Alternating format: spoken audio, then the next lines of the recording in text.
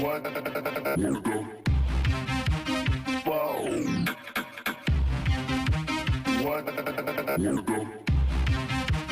What the fuck?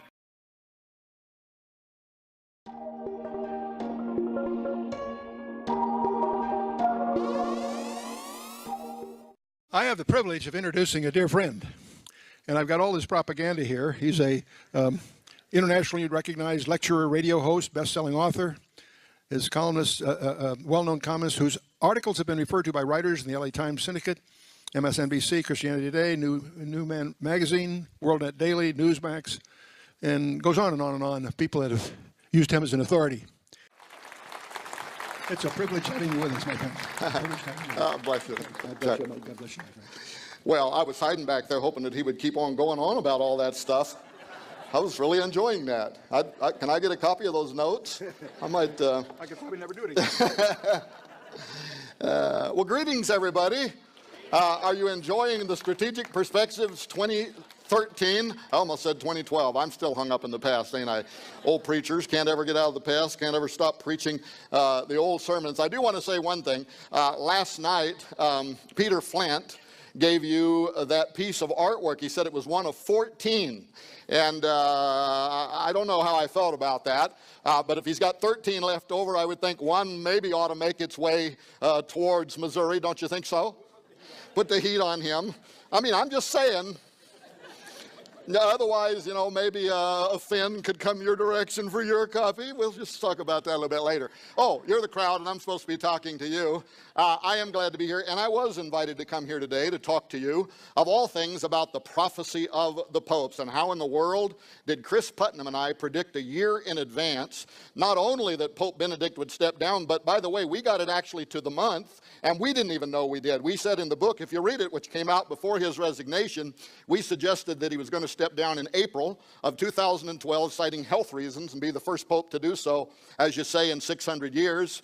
When April came and went, we thought, well, we missed the date, but the book's still important. But then when he did resign this year in February, the El Observatorio Romano, which is the official mouthpiece for the Vatican, gave an interview to the New York Times in which they said, well, really, he retired when he returned at the end of March 2012. He did it internally, made it official in April to the Curia, and we had actually got the month right. But there's another story if you read the book, because 61 years ago, a Catholic mystic prophesied exactly when Gloria Olivae, Pope Benedict, number 111 on the prophecy of the popes, would step down. 61 years in advance, he said it'll happen in April of 2012.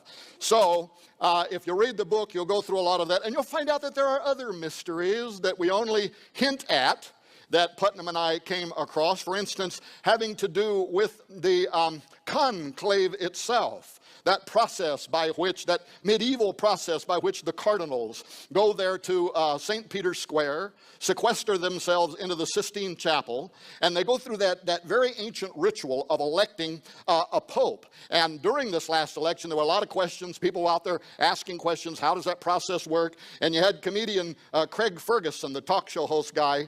He was on TV, and he was saying, now, how does this process work? He says, I know they have these little papers, right? And they roll them up, and then they vote, and they tear them up, and then they throw them in that thing that they've temporarily hooked up, that stove with a temporary stovepipe that's going up out of the top of the Sistine Chapel, and they mix chemicals with it. And he said, now, if the smoke comes up and it's black, they haven't yet elected a pope. If the smoke comes out and it's white, they have elected a pope. But Ferguson said, what would we make of it if all of a sudden green smoke started coming up out of the Sistine Chapel? And Putnam and I put our heads together on that, rolled up little pieces of paper, green smoke. We determined that if that happened, that Willie Nelson had snuck into the Sistine Chapel, and they need to get him out of there, right? Well, okay, that's not what I'm here to talk about, but we did come across other mysteries, I'm just saying, and maybe at some point we'll talk about some of that nonsense too. Okay, to get started, I want to blame you folks for the excursion that I've been on for the last 24 months. Or at least those of you who were here 2 years ago when I spoke on transhumanism. How many were here 2 years ago? So some of you were. Well, I blame you for what I've had to go through for the last 24 months. Want to know why? Because anytime you get in an auditorium filled with spirit-filled people, you're going to start getting inspired, right? That's the problem. Here I was, minding my own business, standing back there with my son. You can see him standing there, Joe Artis, the wild man of the Ozarks. And we were talking about how it was unusual that you have a 900-year-old medieval prophecy that's about to come to its end, and nobody had written a thorough investigation into the prophecy of the popes. Do you believe in it? Do you not believe in it? What does it mean? Who does believe in it that's in the Vatican? Why did some popes go out of their way to show themselves as being the fulfillment of it? And all of that. So we're back there minding our own business, but the radiation coming off of you folks is inspiring me. And did that ever get me in trouble? So all of a sudden, I didn't have any more sense than to think, well, okay then, if nobody's written it, I'm a publisher, maybe I have an insight on writing this book and doing the investigation. So I go up here in my beautiful room to write down some notes on how I would go about investigating the prophecy of the popes. But because I'm on the road, my cell phone's turned off, I'm thinking, now if somebody's trying to get an emergency contact through to me, they might have sent me an email. So I opened up my email, believe it or not, and here is an email from a guy by the name of Chris Putnam. Now, at that time, I didn't know Chris. We'd never spoke. I didn't know anything about him. Somebody, I think, had told me that he had a blog site, but that was all I knew. Here's this email from Chris Putnam, and I opened the email, and can you believe he wants to talk to me about the prophecy of the popes? And to make a long story short, I can't give it to you blow by blow, but that set in motion what we believe to be a whole series of preternatural events leading up to the actual and accurate prediction. And I am not a prophet. This was all based on systematized approach, which you can read about if you have or will read that book. Oh, this film just came out. Joseph Farah produced this movie you see there on the screen, The Last Pope. This was produced by the same film company that made the Isaiah 9:10 Judgment, which has been the #1 selling Christian faith film for a year and a half based on the Harbinger stuff that our friend Jonathan Kahn did. So that just came out, and it's based upon this story. What happened? How did we get involved with it? They go all over the world. Jerome Corsi goes over to the Vatican, talks with Vatican historians. Then they go to Ireland. They talk with the leaders of the church, the historians over there, about Malachi Morguer. And as I'm going along here and I say that name, Malachi Morguer, it dawns on me that a whole lot of you may not even know what I'm talking about with the prophecy of the Pope. So, very quickly, in 1139, there was a Catholic bishop. He was a very popular bishop. I got to stay right here. Boy, do I have a bad habit of walking away from the pulpit. And they got on me about it last time, and they warned me again. They said, there'll be a couple of blondes down there. They're incognito. You all know which ones they are. But if you walk away from the pulpit, they will mace you back into the position. It's hard to speak when you're living under such terrorism. Don't we have laws against this kind of stuff? For crying out loud. But so now it's in my head, right? I'm trying to think about what I want to talk about, but I start to go this way, and I can hear in the back of my mind, recalculating. Turn left at the crack. Do a U-turn, recalculating. 1139, a priest by the name of Malachi Morguer, an Irish bishop, very popular. He served in an area that was called Armagh, which is now known as Northern Ireland. This was a priest who was accredited with having the gift of healing and also having the gift of prophecy. But in 1139, he is summoned to Rome by the then Pope, Pope Innocent II. And like every priest in his day, of course, you know, he wanted to go to Rome. He wanted to see the Vatican City. He dreamed of meeting the Pope. And so he gets together his entourage and their beasts of burden and their carts and all of that. And they begin this 9-month arduous journey across Europe. And as they're going, they see the conditions of the world, the pain, the suffering, the plagues of the 11th century that are devastating so many townships and people, the wantonness, the hunger. And all of this is weighing really heavy on Malachi's mind. He was already a priest of the people anyway, if you know what I mean. And then 9 months later, now it's 1140, and he arrives in the Vatican City. And he is put off immediately by what he finds there. This is a time, by the way, in history that is known as the pornocracy. It was a time where the Pope and those around him and the Vatican, they embellished all of this privilege and finery and wine and pomp and circumstance and food and all of the splendor. And Malachi comes riding in with his donkey pulling some cart, and he has just seen what's going on across the then known world, and he is really offset by what he finds there. So he conducts his business with Benedict II, or with Pope Benedict, time traveling here again, sorry. He conducts his business with Innocent the Second and gives an update on his diocese, and then he can't wait to get out of the city. And this is where things get interesting. Because according to history and tradition, as Malachi is coming up out of the Seven Hill City, all of a sudden something happens to him. First of all, he utters one line in Latin that is essentially a judgment upon the papacy. And the flavor of this judgment is that God is only going to allow this to go so long.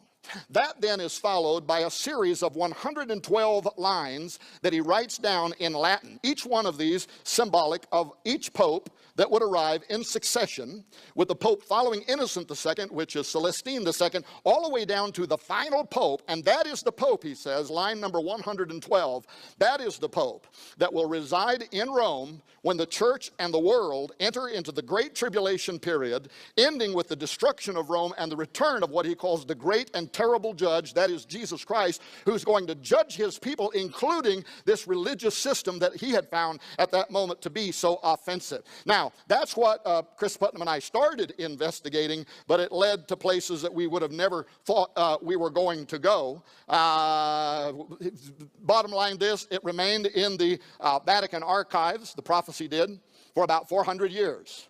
We don't even know how it got into the Vatican archives, but somehow it did. And it was hidden there like so many other things have been hidden inside those secret archives. You know, the Vatican, they basically wrote the rules for Central Intelligence and the FBI. Much of what they developed in terms of concealing documentation is what we adopted into our intelligence agencies later on. But in 1595, a Benedictine historian by the name of Arnold de Wyan publishes the prophecy of the popes. He takes it out of the archives, puts it in his 1,700-page book, Lignum Vitae, and it comes out, and it's now in the public forum. And here is the mystery. From that day and forward, the prophecy of the popes actually has seemed to increase in terms of its accuracy. If it had been a fraud concocted in 1590s, and they made the first part of it look like it was really real, right? Then you would expect that from that time forward, now that we can watch it, it would fall apart, but it hasn't. It's actually become more accurate, and this has implied something. It has implied that it is time to take a drink of this water. In addition to that, it has implied to some people that the prophecy of the popes was either, one, divinely inspired, or number two, demonically inspired, and it is some part of a great deception. Or number three, and this is the one that I tend to kind of lean toward 60-40, is that for whatever reason, this document has held a place of importance in the mind of the cardinal electors. And they have only been electing popes that could be seen in one way or another as fulfilling their line in the prophecy, and therefore it has become a self-fulfilling prophecy, whether or not it was ever originally given by God or the devil. For instance, take just the last three popes as an example. Pope number 110, his line in the prophecy was, De laboris solis, or from the Latin to the English, he will come through the labor of the sun. And this was the line for Pope John Paul II, who was born during a partial solar eclipse, and then years later actually died and was buried through a very rare hybrid eclipse. And so he literally entered the world and exited the world through the labor of the sun. Then came line number 111, Gloria Olivae. This was the line for Benedict, and this was the one that says he will be the glory of the olives. And this was interesting because in the lead up to the election of Benedict, there were a lot of the watchers of the prophecy, right?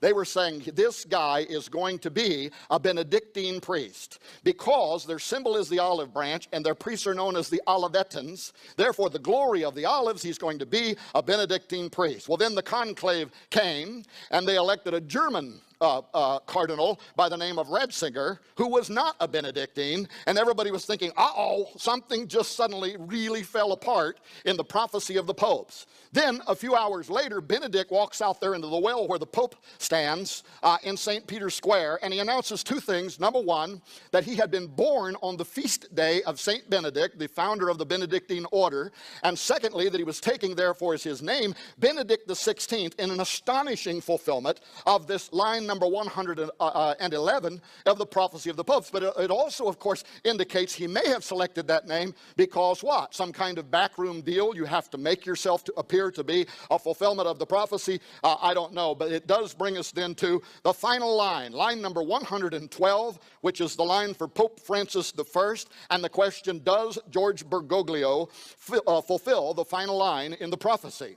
And here is what the prophecy says. This is the most expressive line in the prophecy of the popes, and it says this: in the extreme persecution of the Holy Roman Church, there will sit Peter the Roman, who will pasture his sheep in many tribulations, and when those things are finished, the city of 7 hills will be destroyed, and the dreadful judge will judge his people, the end. That is the final line in the prophecy, a 900-year-old prophecy, and it is the line for Pope Francis. Now the question then is, does Bergoglio fulfill this line? First of all, part of it we're going to have to wait and see.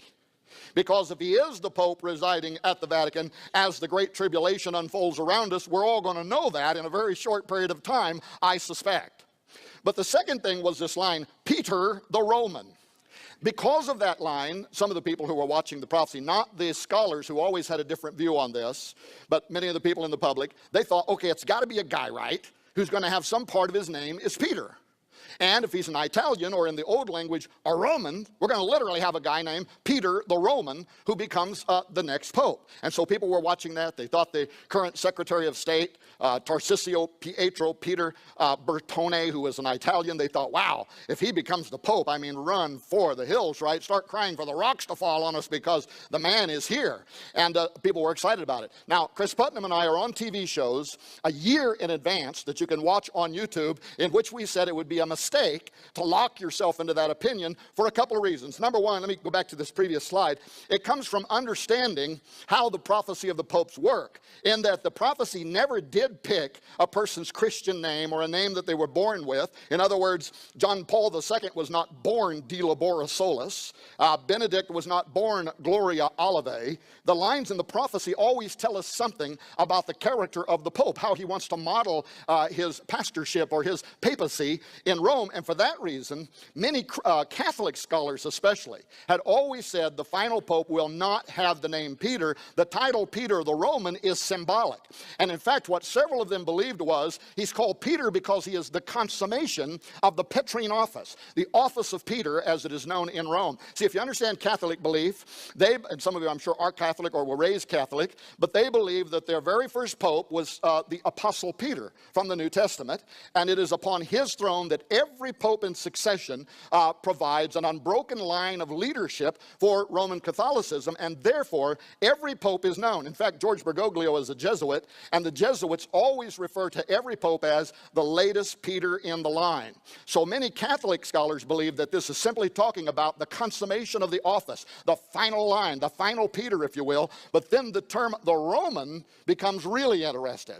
Is it because he is of Italian descent? Both his mother and father are full-blooded Italians, so in that sense you could refer to them as Roman. But Catholic scholars wrote as many as decades ago that what it actually implies is that this will be a guy who will refascinate the world with the office of the papacy, who will refascinate the world with Roman Catholicism. And folks, if this guy has done anything, it has fascinated the world with the office of the Pope. However, having said that, it's spooky how Bergoglio has gone out of his way to attach himself to the literal title, Peter the Roman, and to wrap himself in the final line of that language. First of all, because he took as his namesake Francesco, or Francis as he's more commonly called today, of Assisi. That is his namesake. But Francis was born Giovanni and later changed his name to Francesco di Pietro, Peter de Bernardone, and as an Italian his name literally translates Peter the Roman. When he chose him as his namesake, you could have knocked me and Chris Putnam over with a feather that he went out of his way to do that, but it gets even more intriguing. Know this, Pope Francis is selling himself as a humble man, and he may be a humble man, but that does not mean he is an ignorant man. He is a Jesuit. He has advanced degrees in science, in history. He is very familiar that he is the final line in the prophecy of the popes. He knows that. He also knows, however, that Francis of Assisi was a mystic like Malachi Morgare. In fact, Francis of Assisi only lived 50 years after the prophecy of the popes was given. There's some evidence he was familiar with it, but even if he wasn't, Francis of Assisi prophesied too about the final pope. And do you want to know what he said about the final pope? Here's an excerpt from his prophecy. He says he will be raised to the pontificate, who by his cunning will endeavor to draw many into error and death. For in those days, Jesus Christ will send them not a true pastor, but a destroyer. Why in the world would Bergoglio name himself after a guy whose name means Peter the Roman and whose prophecy implies the very last line, 112, that this guy will be a deceiver who is going to lead the world into destruction, but it keeps getting even better. 3 weeks ago, Bergoglio wrapped himself in it again. He names a guy that we actually thought might be the final pope, a cardinal who is an Italian, a Roman, by the name of Pietro Parolin, a guy whose name means Peter the Roman, was just named as the new Secretary of State for the Vatican. And this is interesting because for those of you who might be watching this via live stream who are Catholics, those who are here who are Catholics and know history, and I know there are some here that know it a lot better than I do. John Loeffler is in the building, right? And also those who have paid attention to this history, you are familiar that in the background of Catholicism, some of the ancient prophecies, more than one, foresaw the end times. And what did they see? They saw that something is going to happen to the rightful pope. That he is what? One says maybe he's going to die or be killed. Another says maybe he's going to be arrested. But something happens that moves the pope out of office, and then an anti-pope rises up under him, and that guy is the one that's really the bad one. Well, by doing what he just did with Pietro Parolin, George Bergoglio just put into place something that if something should happen to him and his Carmelingo, the Secretary of State would step up into the office of the pope, a man whose name literally means Peter the Roman. Now, I can't tell you that that's going to happen. I don't hope something happens to Pope Francis other than maybe getting saved. But there's some very weird stuff going on. Okay, I got to go. What is it here? I have about 30 minutes left.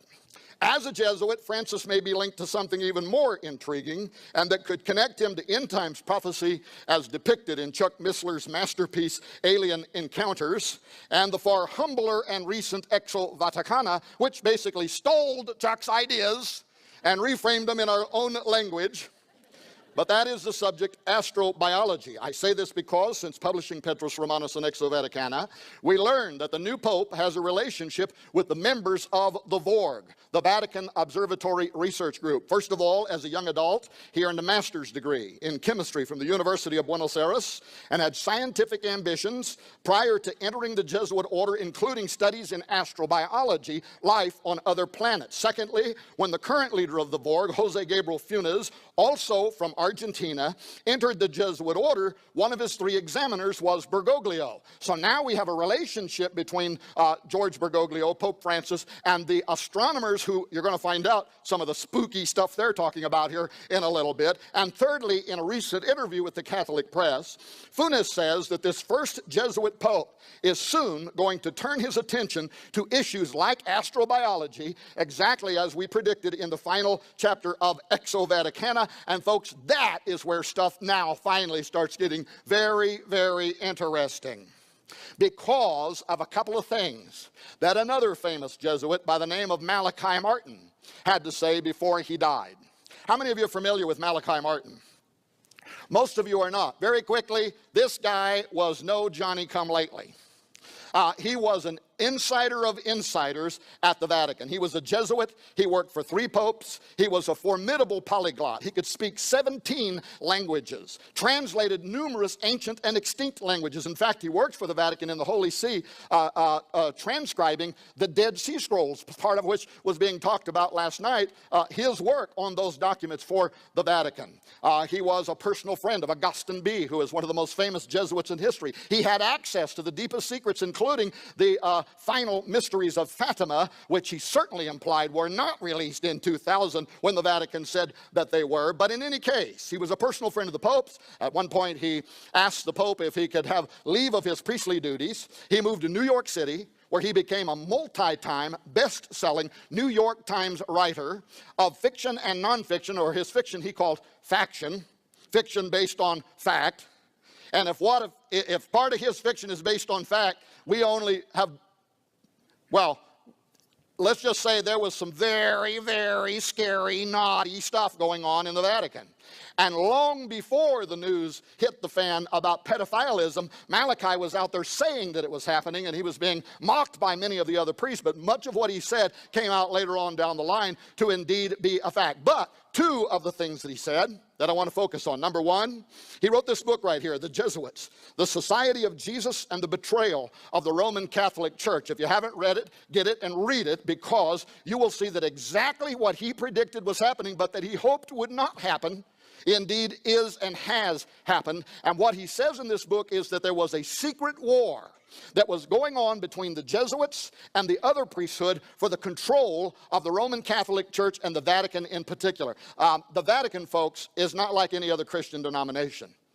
There are 90 ambassadors at any time parked there at the Vatican City. It has relationships, political and otherwise, with most of the major nations around the world. And according to Malachi, the Jesuits wanted to seize control of the Vatican. For what purpose? He said they want to use it as a machine that will give assistance to the rise of the new world order. And furthermore, he said they want to use it. They want to work in tandem with the coming of the Antichrist for the implementation of the objectives of the Antichrist. And Brother Malachi must be rolling over in his grave today. Or excuse me, he must be rolling over in purgatory. Because the first ever Jesuit was just elected as the Pope. And this war he was so concerned about evidently has just been won. But there's a more intriguing thing that he had to talk about. And that was what he said was going on with those Jesuits on the top of a mountain in southeastern Arizona. How many of you were aware that an hour away from Tucson, Arizona, there is an advanced telescope and an observatory group that literally forced their way onto the top of that mountain in Arizona, and part of it is owned by the Vatican? And when Art Bell in 1997 was interviewing Malachi Martin on the late night talk show Coast to Coast AM, he asked him, he said, Father, why did the Vatican force themselves onto the top of a mountain in Arizona? And why is the Vatican so heavily invested in the study of deep space? And at the time, Malachi Martin's answer ignited a firestorm. Chuck, I know you'll remember what he said. He said, they're there on the top of that mountain observing the space. He said, because at the highest levels of Vatican governance and geopolitics, he said, they know what is approaching the earth, and that it will be of the utmost importance in coming years.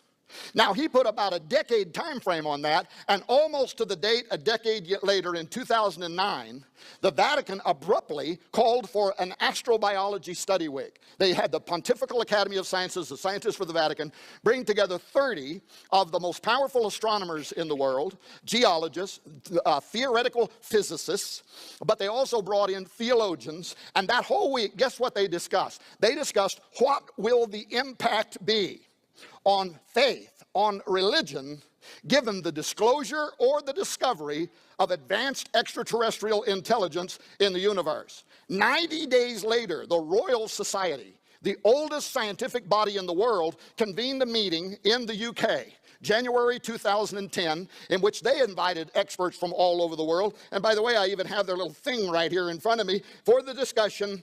This is what they brought them together for. And imagine this scientific body is 350 years old. They've never done this before, but 90 days after the Vatican, they came together to discuss, quote, the detection of extraterrestrial life and the consequences for science and society.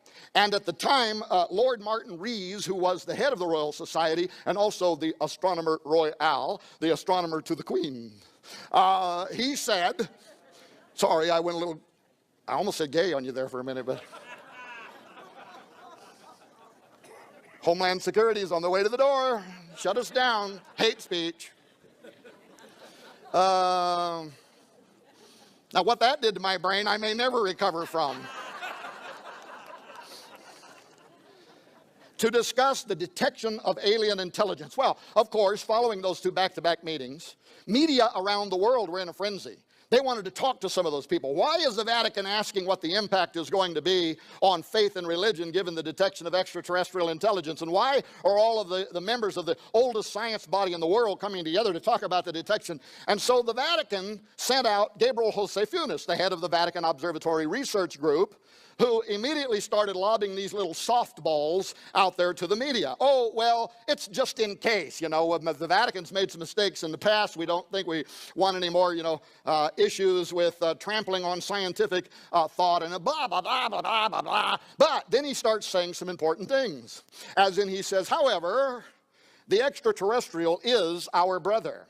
And furthermore, he said, it is not only not incompatible with Christianity to believe in extraterrestrial intelligence, but he said if you do not believe in extraterrestrial intelligence, that is the heresy, because, he said, it puts limits on God's creative ability.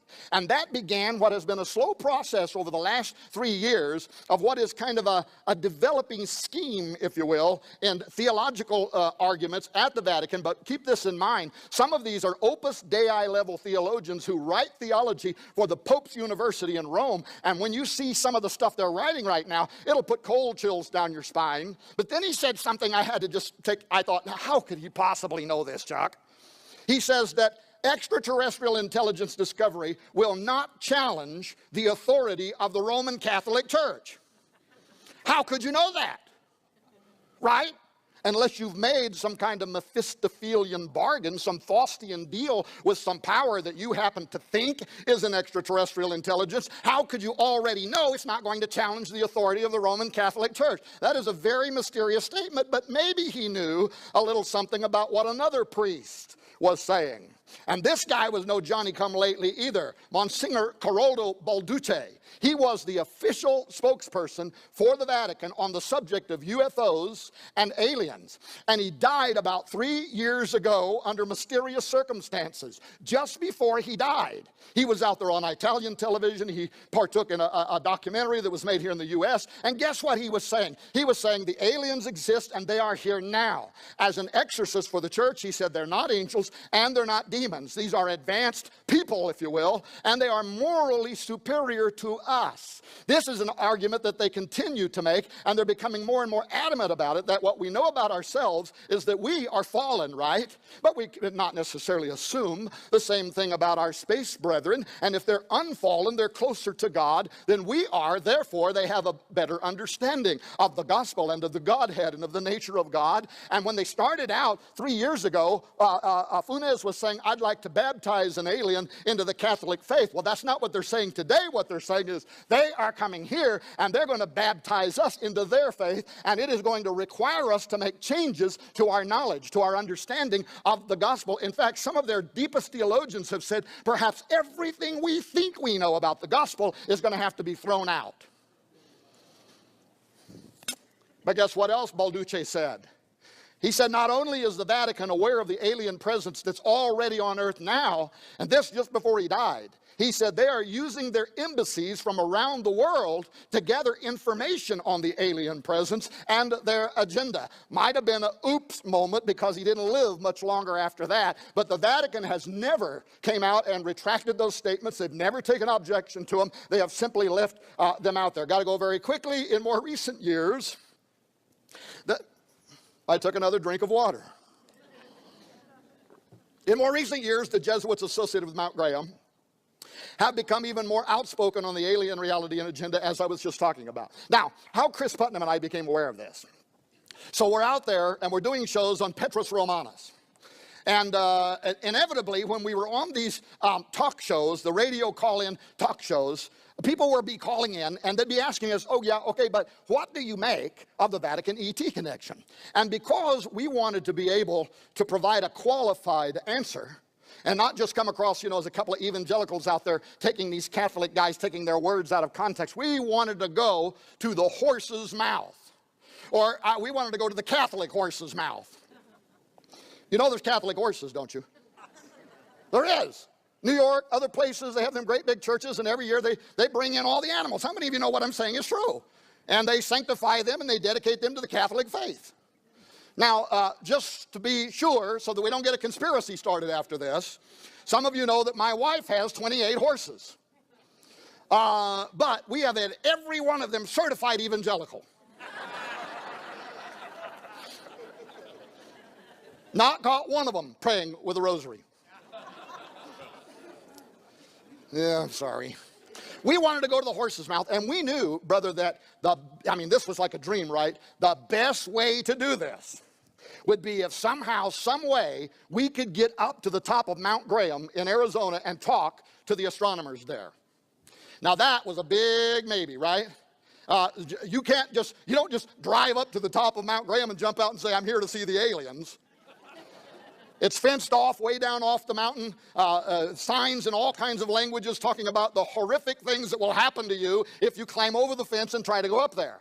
So I found out that if I was going to have any chance, I had to negotiate this through the Arizona State University. That's a story all by itself, but I was successful in doing that. And if you read the book Vaticans, the young people have told me, man, they just love that first chapter. They say it's like an Indiana Jones scene, right? How we went up that mountain. But I don't have time to tell you that story. Just in the back of your mind as I'm talking, just be humming, dun, dun, dun, dun, dun, dun. But that's where we went, to the top of the mountain.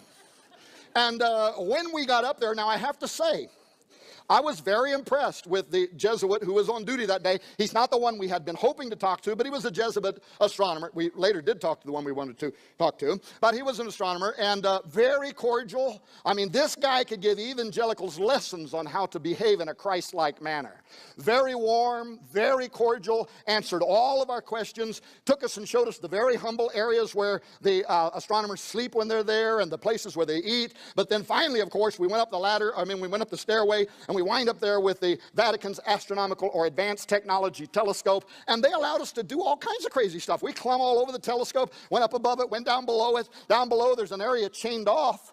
They unchained it so we could stand on that platform, and then once I got up there, I saw all these electrical warnings around me with crossbones, and I thought, now I know why you let us stand on the platform. We're not falling for it, so we got off the platform. But but that guy confirmed for us everything that we had been asking, and we were really straightforward. By the way, the wild man was our cameraman that day, and we have that Jesuit on film talking about some of this astonishing belief system, and we may make a documentary called Vaticans the movie, because we got even more astonishing film when we came down off of that mountain, and maybe that'll happen and maybe it won't. But anyway, we talked to him, but he did confirm that. He, like some of the other astronomers up there, we were surprised when he just started talking about the number of UFOs that they constantly see above that mountain and in deep space using those telescopes. We hadn't even asked the question. He just started talking about it. We found that to be extraordinary. But he also said this, which was key to us. He said these days the Vatican only uses their advanced telescope for one reason, and that is to monitor exo-worlds where they believe that there may be the conditions for life, including the possibility of advanced intelligence. So we found that to be very confirming. Anyway, let me make I'm going to make the story faster. We left there. We walked up the hill about a city block to the radio telescope. There's 3 telescopes on the top of Mount Graham. So we went to the radio telescope. Nobody was on duty that day, but our guide had keys, took us in, opened all the doors, turned on all the lights. We got to see that gigantic telescope. We went into the control room. We saw the screens were sitting there lit up with images of deep space, but because we couldn't talk to any technicians or astronomers, we left there. We went out. We walked 2 more city blocks up to the top of the mountain, and that's where sits the large binocular telescope. It is the largest telescope in the world. It makes images of deep space that are better than the Hubble telescope. It's got these giant twin mirrors, and that place was packed. People in the lunchroom, people walking all over the place, a whole bunch of astronomers from Germany making adjustments to the large telescope. I don't even know how many stories high this thing is. We kept riding elevators to different floors. We're just going up, up, up, up, up, and each stage of the way, the systems engineer who they gave us, and by the way, he spent the entire day with us. We were his only mission the whole day. We were just surprised by that. Very educated guy, lead engineer for the Large Binocular Telescope. But if you watch the book trailer for Vaticans, You'll see a scene in there where we are way up on this platform, way up over the top of the large binocular telescope looking down, and you'll see the systems engineer take a laser pointer, and he points down between the two twin mirrors, he points down to this red device, this big red device in the middle, and he says, this is the Lucifer device. And yes, that is exactly what it really is called. It's an acronym, L-U-C-I-F-E-R. It is a piece of infrared technology that they, the Catholics, whoever else want to be able to use that device, that they use that infrared, can see deeper into space, it can see fainter objects, it can see into areas of the light spectrum that other telescopes and your natural eyesight cannot see into. In fact, if you go to YouTube and type in infrared UFO, you'll see some of the most astonishing deep space UFOs ever captured on film that were picked up with infrared when other telescopes looking at the same part of space at the same time didn't see anything whatsoever. They're invisible to the human eye, but they can see them with the Lucifer device. Okay, now, so we did all that, and now we're going to come down off the mountain. And brother, do we got so many notes. We're thinking, where is Chuck Missler when you need him? we got to put all this stuff together, right? But we didn't know we had only started the learning process. We come down off the mountain. We knew that the indigenous people, especially the Apache Indians, but all of the Indian tribes in Arizona, had been opposed to the Vatican going up onto the top of that mountain to build a telescope. In fact, they had joined environmentalists or got environmentalists to join them, and they filed a lawsuit to try to stop them from going up there. But somebody from the Vatican must have been really deep in the back pocket of the governor, because they did an end run around environmental law and basically by fiat declared they were going to allow the Vatican to join NASA to go up there. And by the way, at the time, dear sister, look at that. It's a little portable Catholic blessing clause.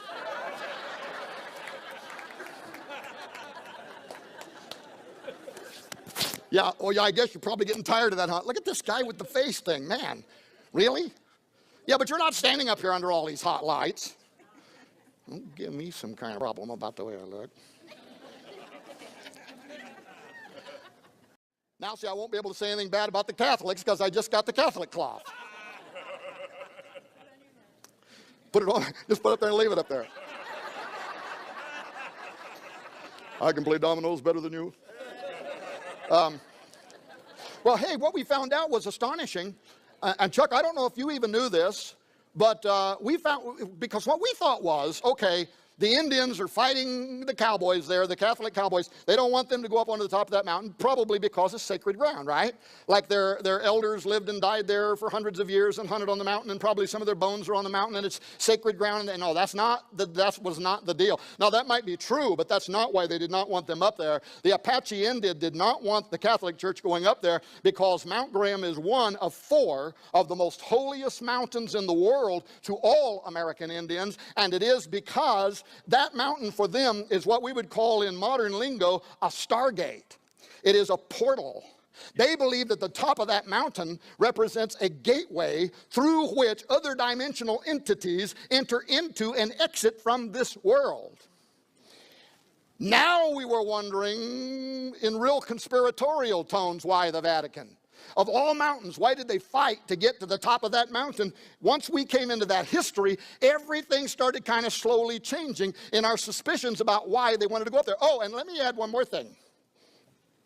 For those who may think that that is just an Apache Indian idea, this idea that there could be specific locations on Earth that are areas, let's say, that are specifically gateways. They are geographic locations where doorways can open and close. Now, I'm not dogmatic about this, but I will tell you there is a lot of reasons, in my opinion, and I'm not the theologian Missler is, and you got to know if I'm wrong later, he's just going to slap me upside the head and say, boy, don't ever do that again.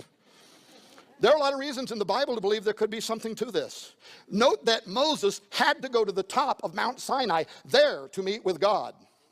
Note that when Jesus returns, his feet touches the top of the Mount of Olives, and he descends down from that point. Note in the apocryphal book of Enoch, which is still in some versions of the Bible, that in the days of Jared, Noah's great-grandfather, 200 powerful angels known as the Watchers came down onto Mount Hermon, and from the top of Hermon walked down into the valley of the plain. And the language around that mountain means the forbidden place. And years later, Jesus is talking to his disciples and in Caesarea Philippi, and I think he turns and he looks towards Mount Hermon because he's right in that area, and that is where the Greeks at that time had built this dedicatory, if you will, to the horned demon Pan. And Jesus, that's right where he says, the gates of hell shall not prevail against my church. Now leap forward, Genesis 28, Jacob's ladder. And what happens with Jacob in his night vision of his ladder? He wakes up the next morning. He has seen angels ascending and descending from a very specific location, and it scares the thunder out of him. He gets the oil out and starts anointing the whole place. But what does Genesis 28 says that he says? He says, there is a gate here to the house of God, an opening where he saw angels ascending and descending. You could get an even more interesting feasibility from Genesis chapter 10. Cush begat Nimrod, and Nimrod began to be a mighty. And this is the Hebrew word Gibborim, who many people believe are the offspring of the Watchers and the Nephilim. It literally can read in the Hebrew, Nimrod began to be a Gibborim, or a mighty man. Now, again, I'm not dogmatic, but if that implies something began happening to him, his genetics began changing, or somehow he begins becoming an offspring of the Watchers and angels, well, then maybe his eyes were open, because in the very next chapter, what does he do? It says that he goes to build a tower whose top will reach into Shamayim, the dwelling place of God. And many ancient Jewish writers of that legend say that he literally could see into the throne room of God and went there to build a tower to lead the armies of the earth up to challenge God. And God came down and saw what they were going to do and said, it will not be restrained from them what they have imagined to do. And what did they imagine to do? To build a tower whose top would reach into Shamayim. Okay, now I might be making a lot out of nothing, and it could be that none of that implies that there are specific locations on the earth that are entry and exit ways, but that is definitely what the Apache Indian believe about Mount Graham. And furthermore, when you look into their creation mythos, you know what they saw? They speak, this is the ancient creation theory from the Apache Indians. They say in the time before time, a large silvery disc descended down over the mountain. And in the disc was a bearded man. He was the creator. And they say he began to create everything that is upon the earth. Soon after, they say, another man came through the portal, but they say he wasn't really a man. They say he was a dragon, and he began to deceive the populations of the world. Then they say other weird owl-like men started coming through the portal. And when you look at their drawings, it looks like the alien grays are coming through something. Then they say giants, Nephilim, start coming through the portal. And they start spreading out across the ancient Arizona Badlands. And they're killing the Indians, and they're raping and pillaging. And the Indians run into the tunnel, the caves, and they start crying to God, whoever God is, save us. And in their legend, it says that the sun god destroyed the giants and saved them. And that's why down there around Phoenix, it's called the Valley of the Sun. Now, of course, the sun also shines there, because I grew up there, and it'll cook your kitten in a little while, right? But it really goes back to that Indian folklore. So do the Superstitious Mountains. Superstitious Mountains are named the way they are because of what they saw. What am I doing? The microphone. It always does. I have the strangest ears. They probably were wonderful when I was born. There we go. And then I got ran over by a car. I did. And it tore them off. And they sewed them back on. Stupid sewers.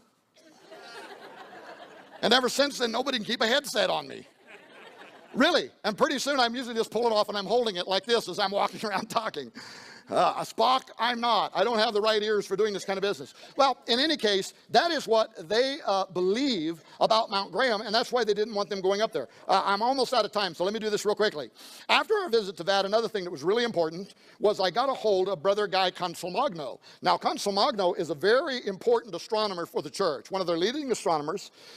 He splits his time between Mount Graham in Arizona and the Pope's summer residence in Gandolfo, Italy, where they also have a telescope there that the Pope can use.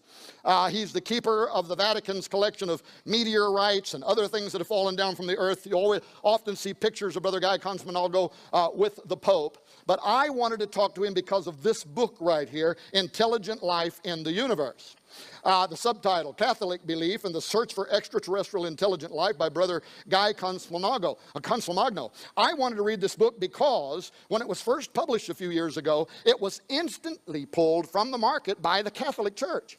They published it with their Catholic-owned Catholic Truth Society publishing house. I made an order. I never got my order. I kept making orders. I couldn't get any orders. Before I know it, they've put it out of print, and it even appeared that they had went about and made a concerted effort to get every copy that had been sold and to pull it from the market. I wanted to know why that was the case. So when I came down off the mountain, I contacted Brother Guy Consmonalgo through the observatory website, told him that we had just been to Mount Graham, we had missed him there and had hoped to talk to him there. Wanted to know if he'd be willing to allow us to interview him, which he did 4 times from Rome via the internet. But in that very first email, and it was a good thing, time for the Catholic cloth, it was a good thing that I asked him in the first interchange, because I don't think I'd have got it later on. I asked him, is there any way I can get a copy of Intelligent Life in the Universe, which you wrote, either just a used copy or the PDF, and he sent me the PDF.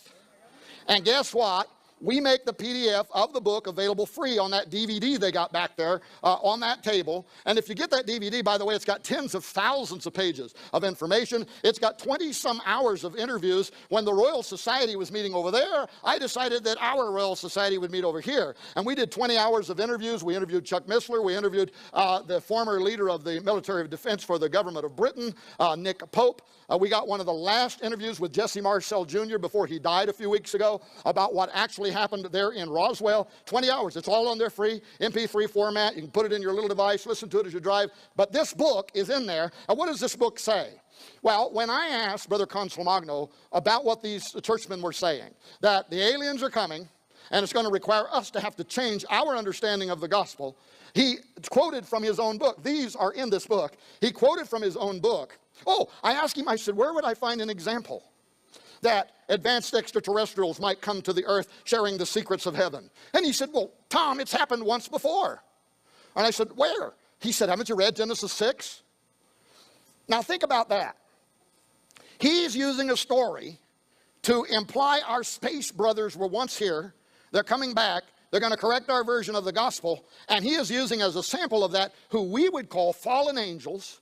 And in fact, they did come to the earth once before, and they did share the secrets of heaven. They shared the secrets of genetic manipulation.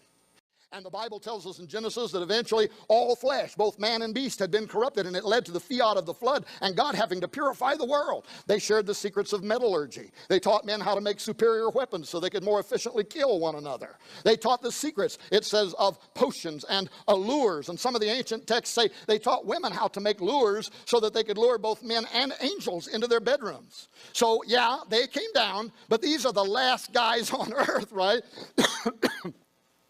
That I would get all choked up about, that I would consider to be my space brothers, and they're coming back again. So when I question him about that, he quotes John 10:16. He makes the same point in the book. And he says, Tom, have you not read, and other sheep I have, which are not of this fold? Them also I must bring, and they shall hear my voice. See?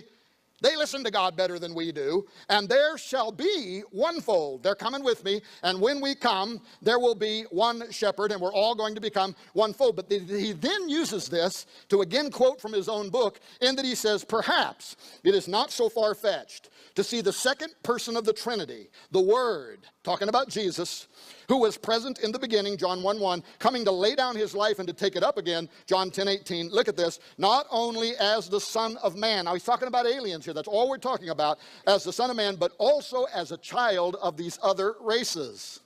And here's the email I sent back to him. I said, Brother Consmonalgo, really? Do Vatican scholars actually believe that Jesus might have been the star child of an alien race? Do you and other Jesuits secretly hold that the virgin birth was in reality an abduction scenario in which Mary was impregnated by E.T., giving birth to the hybrid Jesus? And he would not answer that question, but in fact, that is exactly what he says. Well, bottom line, during our investigation, we compiled... What? Oh.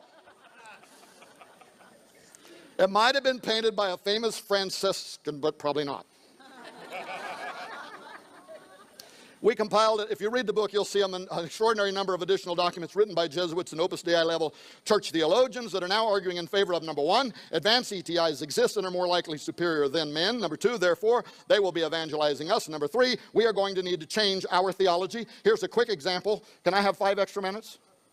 A quick example, Father Giuseppe Tenzellaniti, an Opus Dei theologian of the Pontifical University of the Holy Cross in Rome, in other words, the Pope's university, argues how such and this entire paper, which is a very large theological dissertation by him, is also on the free DVD.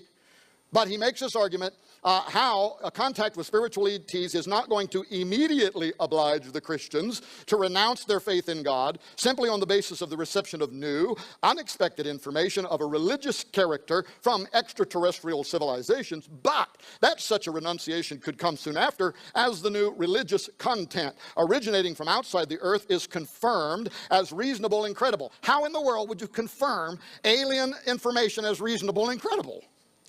Again, it goes back to, they think they have a deal with somebody.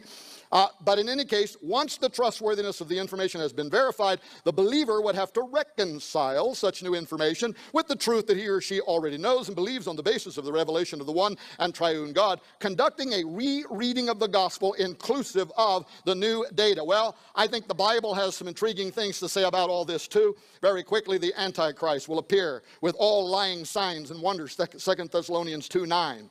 Secondly, his coming will be marked by fearful sights and great signs from heaven, Luke 21:11. Also, don't forget the Bible tells us that men's heart will fail them for fear for seeing those things that are coming upon the earth. Thirdly, the Antichrist and false prophet will be aligned with the powers of the air and able to call down fire from heaven. Fourthly, and this is one of the more intriguing ones, is Daniel, who says that the Antichrist will champion worship of a strange alien god. Daniel 11:38-39, in his estate shall he honor the God of forces, and a God whom his fathers knew not shall he honor with gold and silver and with precious stones and pleasant things. Thus shall he do in the most strongholds with a strange god. And the Hebrew language here, Chris Putnam would verify, the Hebrew text there can literally be translated an alien god. Well, as a result of these verses and ongoing investigation into Petrus Romanus and Ex Vaticana, I have come to suspect one thing and to believe 3 others. Number one, I suspect that a form of great deception is at our doorstep, and the world's most politically powerful church seems to be playing into the hands of evil supernaturalism.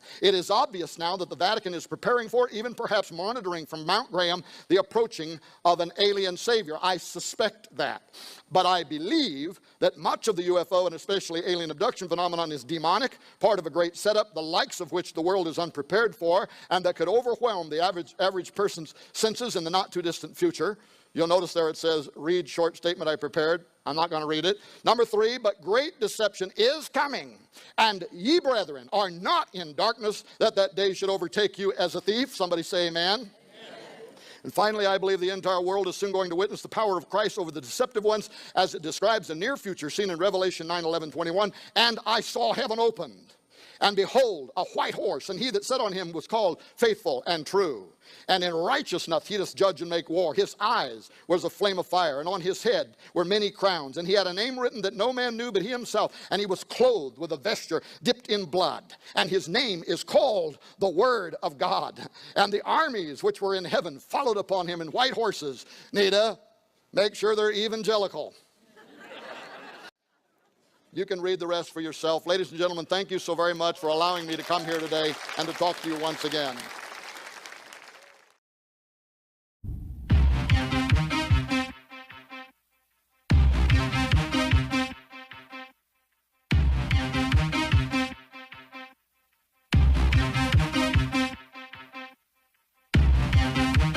What? Wanna go? Wow. What? Wanna go? What the fuck?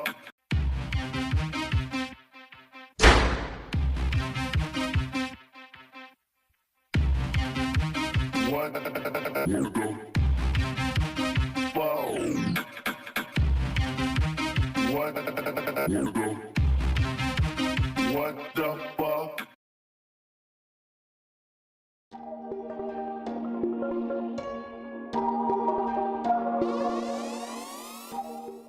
I have the privilege of introducing a dear friend, and I've got all his propaganda here. He's a internationally recognized lecturer, radio host, best-selling author.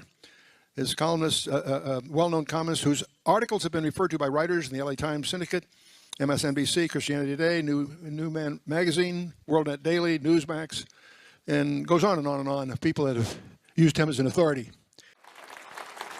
It's a privilege having you with us, my friend. Bless you. God bless you, God bless you, my friend.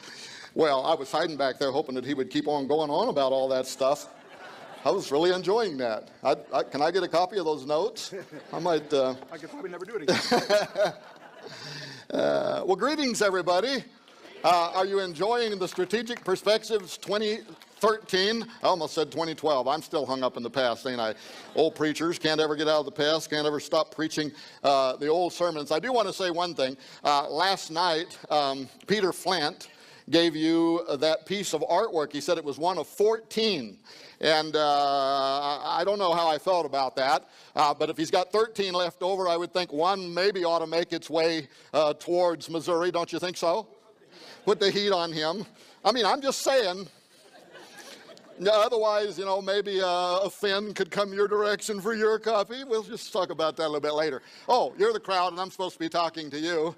I am glad to be here, and I was invited to come here today to talk to you, of all things, about the prophecy of the popes and how in the world did Chris Putnam and I predict a year in advance, not only that Pope Benedict would step down, but by the way, we got it actually to the month, and we didn't even know we did. We said in the book, if you read it, which came out before his resignation, we suggested that he was going to step down in April of 2012, citing health reasons, and be the first pope to do so, as you say, in 600 years.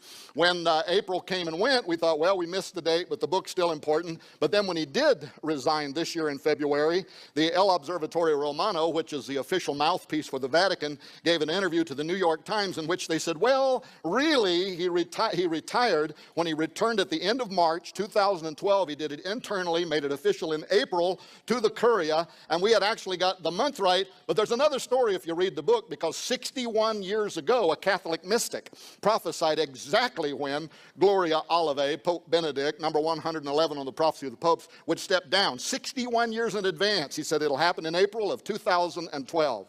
So if you read the book, you'll go through a lot of that, and you'll find out that there are other mysteries that we only hint at that Putnam and I came across. For instance, having to do with the conclave itself. That process by which, that medieval process by which the cardinals go there to St. Peter's Square, sequester themselves into the Sistine Chapel, and they go through that very ancient ritual of electing a pope. And during this last election, there were a lot of questions, people out there asking questions, how does that process work? And you had comedian Craig Ferguson, the talk show host guy. He was on TV, and he was saying, now how does this process work? He says, I know, they have these little papers, right? And they roll them up, and then they vote, and they tear them up, and then they throw them in that thing that they've temporarily hooked up, that stove with the temporary stovepipe that's going up out of the top of the Sistine Chapel, and they mix chemicals with it. And he said, now if the smoke comes up and it's black, they haven't yet elected a pope. If the smoke comes out and it's white, they have elected a pope. But Ferguson said, what would we make of it if all of a sudden green smoke started coming up out of the Sistine Chapel? And Putnam and I put our heads together on that, rolled up little pieces of paper, green smoke. We determined that if that happened, that Willie Nelson had snuck into the Sistine Chapel, and they need to get him out of there, right? Well, okay, that's not what I'm here to talk about, but we did come across other mysteries, I'm just saying, and maybe at some point we'll talk about some of that nonsense too. Okay, to get started, I want to blame you folks for the excursion that I've been on for the last 24 months. Or at least those of you who were here 2 years ago when I spoke on transhumanism. How many were here 2 years ago? So some of you were. Well, I blame you for what I've had to go through for the last 24 months. Want to know why? Because anytime you get in an auditorium filled with spirit-filled people, you're going to start getting inspired, right? That's the problem. Here I was, minding my own business, standing back there with my son. You can see him standing there, Joe Artis, the wild man of the Ozarks.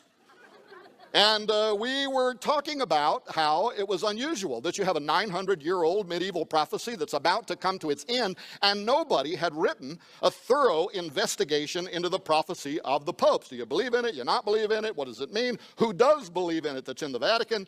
Why did some popes go out of their way to show themselves as being the fulfillment of it? And all of that. So we're back there minding our own business, but the radiation coming off of you folks is inspiring me.